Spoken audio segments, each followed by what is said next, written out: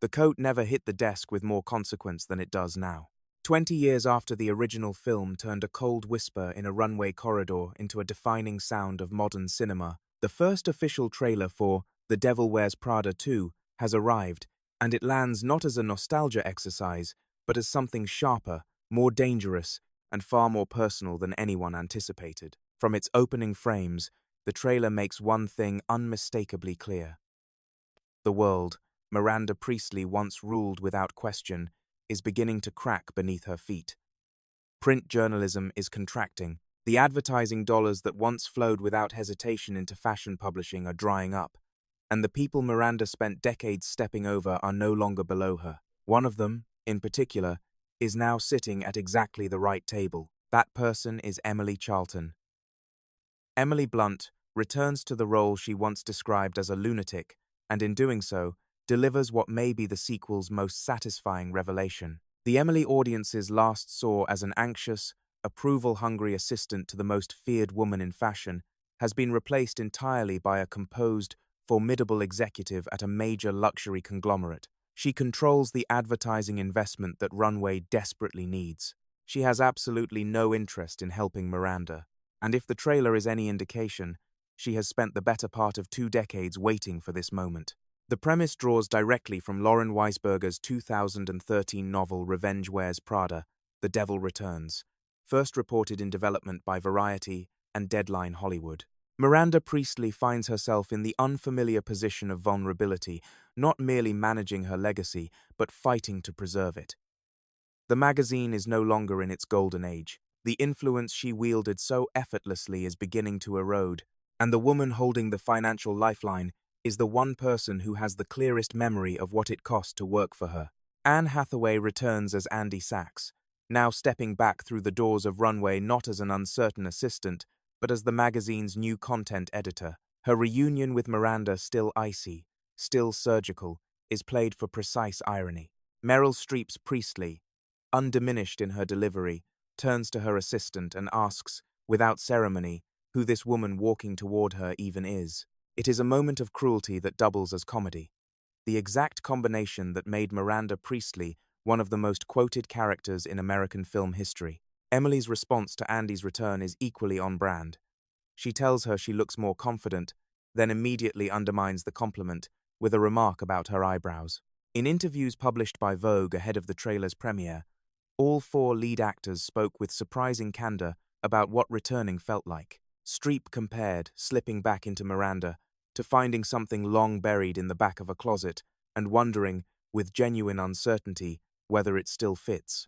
It is a quietly profound image from a performer who has carried this character at a distance for 2 decades, and who, by her own admission, paid a significant personal price for how fully she inhabited it the first time around. During the original production, Streep applied strict method acting principles, staying in character throughout the entire shoot. She has spoken openly about the isolation that created, describing herself as miserable between takes, while the rest of the crew laughed just outside her trailer door. She called it the last time she would ever work that way. The shift in approach appears to have changed the atmosphere on set entirely. Anne Hathaway recalled the moment during filming when Streep walked ahead of her down a hallway, and the sight of her from behind felt almost hallucinatory, as though 20 years had collapsed at once, leaving Hathaway standing simultaneously at 22 and in the present. She also noted, with visible relief, that this time Streep stepped out of character between takes, allowing the cast to share genuine laughter off-camera. Emily Blunt offered the most self-aware observation.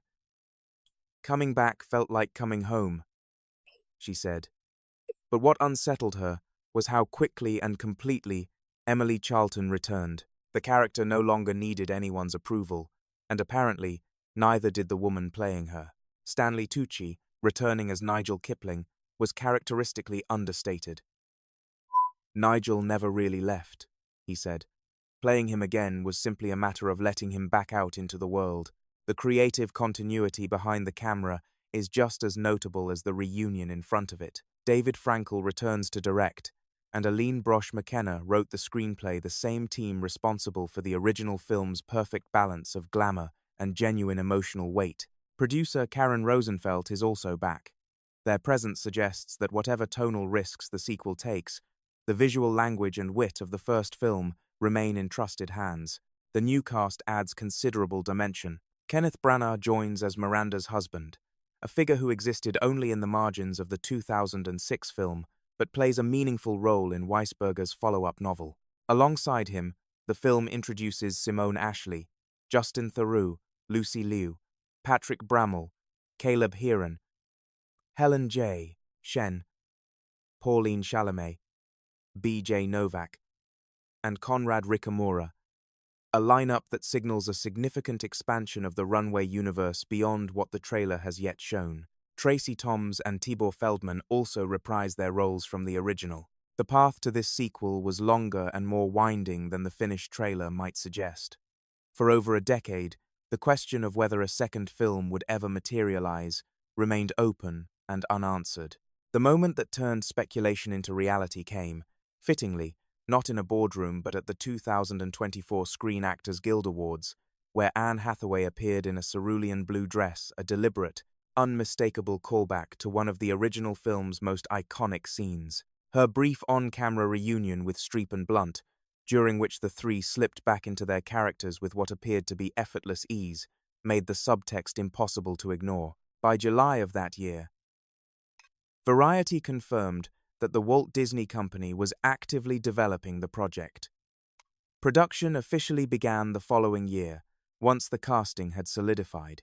The film is scheduled to open in theaters on the 1st of May 2026, a release date that lands on International Workers' Day in much of the world, a detail that feels almost too fitting for a story built around ambition, professional survival, and the question of what it truly costs to stand at the top. Whether The Devil Wears Prada 2 becomes a film that simply honors what came before it, or one ambitious and substantial enough to challenge the original's standing, is the question that will be answered in theaters this spring. The cast is extraordinary. The creative team is intact. The stakes, both inside and outside the story, have never been higher. Now we want to hear from you. Do you think this sequel has what it takes to actually surpass the original, or will nostalgia always be the ceiling it cannot break through?